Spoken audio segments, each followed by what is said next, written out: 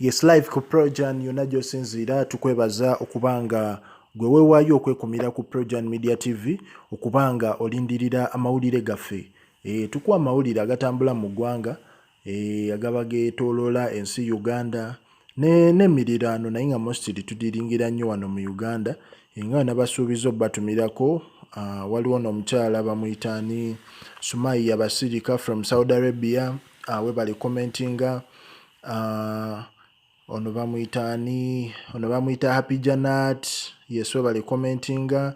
Waliwo Natasha Sham we bali commentinga.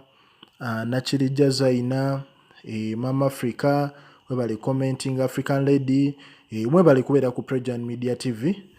Ne olunaku olwaleero story eriwo ya mwana mwala Faridah nakazibwe. Omukyala ono ng'ali prominent mu bintu by'amawulire era nga inspiring abantu bangi okujoininga media. Naye alina ekintu ekyamwewuunyisizza gye buvuddeko emabegako awo.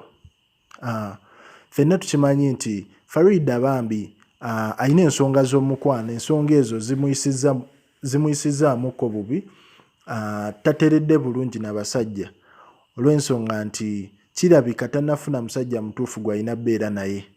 Era yavuddeyo n'alangirira okuba nti ebintu by'abasajja bino agenda kubanga abyesonyiwa concentrating ku mukwano gw'abaana be olw'ensonga nti alina ekifaananyi kye yapositinze ng'ali ne bawala be. Omukyala ono n'abeerako ebintu by'ayogedde ebyadde bikwata ku mutima. Omukyala ono yagambye nti yali agenza okukola naye muwala we ekinza muwala we omuto n'amusindikira message. Omuwala yakozesa essimu bambi n'asindikira mami we message ng'agezaako mubuuzaako nga n'abeerawo n'olowooza ku muntu wono kamubuuzeeko ali atya, ku mulimu ali atya, yadde tubeera ffenna mu karantiini naye ye omukyala amanyi ogenda n'asoma amawulire nga ne leero tumulabye abaddeko ku Queen TV. Naye bambi omuto ono kye yali tamanyi nti essimu gy'asindikirako message teriimu layini. Kati mukomawo omwana n'agezaako kimunnyonnyola n'amugaana nakusindikidde message zange nga toziddamu. Ko Faridah kwe kugamba omwana ono nti nga salabye ku message n'emu. Omwana kwe kuggyayo essimu.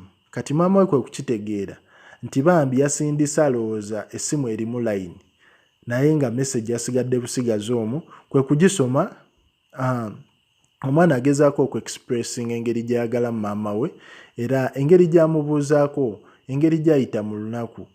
Ekintu kino kyamukasuse wala ono omukyala Faridah n'alabira ddala nga it is high time concentrating ku baana be kuba alaba omukwano gwe balina gy'ali gwa nsusso, kubanga ekintu ng'ekyo omwana okikola kiraga ayina that extra love gy'alina gy'oli.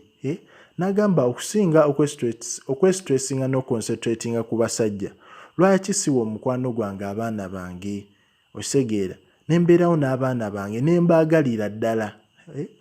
Kale mu butonde omuntu alina okwetaaga omwami oba omukyala naye waliwo time wetuuka ng'olaba at least weetaaga ofunemu kadde kiri okirekere Katonda we kiri happeninga well and good.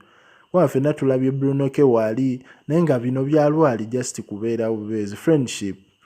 So gega amawulire ge tulina naye gwe twendowoozayo omukyala ono step gy'akoze entuufu oba ayandi concentratinze n'abeerawo nga at least alinda omwami omutuufu okusinga okuvaayo n'alaga nti kino ekintu akivuddemu ayagala concentratinga ku baana be mainly.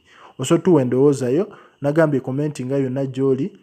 Nja kuba nkutumirako webale nnyo okwekumira ku Projan Media TV. Yes, amawulire amalungi olunaku olwaleero test zikomyewo nga at least tetulina muntu yadde n'omu mulwadde.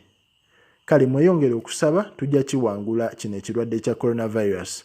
Projan Live.